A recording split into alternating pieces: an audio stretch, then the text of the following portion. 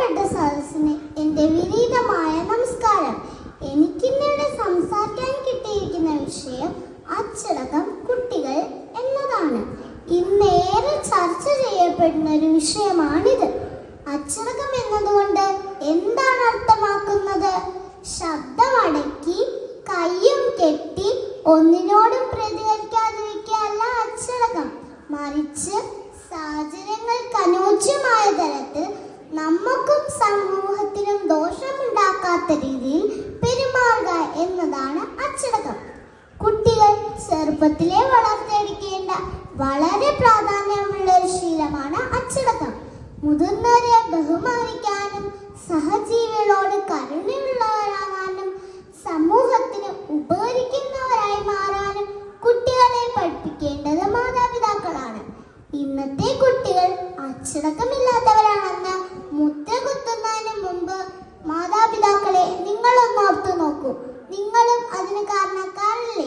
മദ്യപിച്ച് അമ്മയെ തല്ലുന്ന അച്ഛനും സ്വത്തിനു വേണ്ടി കടിപിടി കൂടുന്ന സഹോദരങ്ങളും മാതാപിതാക്കൾ ഭാരമാണെന്ന് കരുതി അവരെ വൃദ്ധസദനത്തിലേക്ക് അയക്കുന്ന മക്കളും ഉൾപ്പെട്ട ഈ സമൂഹത്തിൽ നിന്ന് കുട്ടികൾ എന്ത് അച്ചടക്കമാണ് ശീലിക്കേണ്ടത്?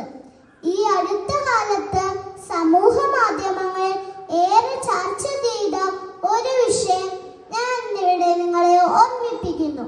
അധ്യാപകരുടെ ഒരു മാതാവ് തന്റെ കുഞ്ഞിന്റെ മുൻപിൽ വെച്ച് വൃദ്ധയായ അമ്മയെ ഉപദ്രവിക്കുന്നു. കൂടാതെ ആ കുഞ്ഞിനോട് ആ അമ്മയെ ഉപദ്രവിക്കാൻ പ്രേരിപ്പിക്കുന്നു. ഈ അമ്മയിൽ നിന്ന് ഈ കുഞ്ഞ് എന്ത് അച്ചടക്കമാണ് ശീലിക്കേണ്ടത്? അച്ചടക്കം പാലിക്കുക എന്നത് ഒരു അടിമത്തമാണെന്ന് കരുതാതെ അത് ഓരോ കുട്ടിയുടെയും കടമയാണെന്നുള്ള തിരിച്ചറിവ് കുട്ടികൾക്കുണ്ടാവണം. കുട്ടികളുടെ ഒഴിവു സമയങ്ങൾ വിരൽത്തുമ്പിൽ ചലിക്കുന്ന സാങ്കേതിക വിദ്യകളിലേക്കും ശത്രുവിനെ തോൽപ്പിക്കാൻ തോക്കെടുക്കാനും വെടിവെക്കാനും പഠിപ്പിക്കുന്ന വീഡിയോ ഗെയിമുകളിലേക്കും വഴിമാറിയപ്പോൾ ആരോട് എപ്പോൾ എങ്ങനെ പെരുമാറണമെന്നറിയാതെ കുട്ടികൾ സമൂഹത്തിൽ അച്ചടക്കമില്ലാത്ത അക്രമികളായി മാറി. ഞാൻ ഉൾപ്പെടുന്ന യുവതലമുറയുടെ അച്ചടക്കമില്ലായ്മയെ ന്യായീകരിക്കുകയല്ല, മറിച്ച് ഞങ്ങൾ കടന്നു പോകുന്ന സാഹചര്യങ്ങൾ ഓർമ്മിപ്പിക്കുകയാണ്. മാതാപിതാക്കൾ സമ്പത്തിന് പുറകെ നെട്ടോട്ടം ഓടിയപ്പോൾ കുട്ടികളോടൊപ്പം ചിലവിടാൻ മാതാപിതാക്കൾക്ക് സമയമില്ലാതെയായി. ആരും നിയന്ത്രിക്കാനില്ലാതെ കുട്ടികൾ മയക്കുമരുന്നിന് അടിമകളായി.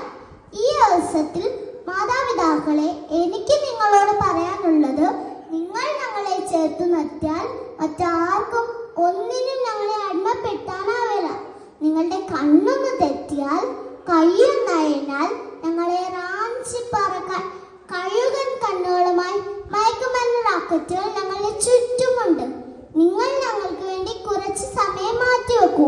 മണ്ണിനെ സ്നേഹിക്കാനും മനുഷ്യനെ സ്നേഹിക്കാനും ഞങ്ങളെ പഠിപ്പിക്കൂ.